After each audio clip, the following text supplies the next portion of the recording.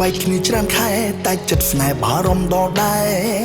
សុបិនឃើញតែអារម្មណ៍ឆ្លូពេលនៅចិត្តគ្នាប្រចាំខ្វែងគុំនិតទងតែងមិនជានាមមិនទុកចិត្តគឺមានតែឆ្លូ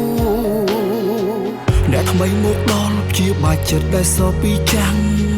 នាងសួរច្រើនណាស់ថាហេតុអ្វីបែកពីអ្នកអញ្ចឹងគិតភ័យក្រែងចិត្តខ្លាចអារម្មណ៍ប៉ាំងធ្វើយ៉ាងម៉េច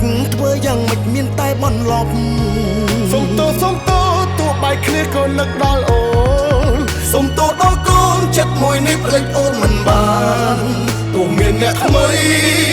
ល្អប៉ុណ្ណាចិត្តនៅជោគតាមភ្លេចមិនទាន់បានឈឺណាស់សង្សារថ្មីល្អតែមិនដូចក្បែរសង្សារចាំង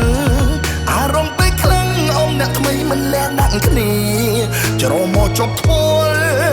តែបេះដូងបែរនឹកពុំងាឬក៏ខ្ញុំជាមនុស្សអាត្មានិយម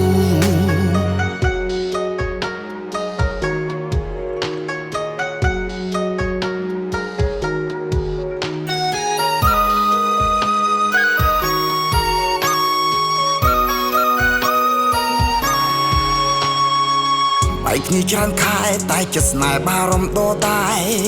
សូបិនឃើញតែអារម្មណ៍ឆ្លូពេលនៅចិត្តគ្នាប្រច័ណ្ឌខ្វែងគុំនឹកទាស់តែងមិនជានាមិនទុកចិត្តគឺមានតែឆ្លុះ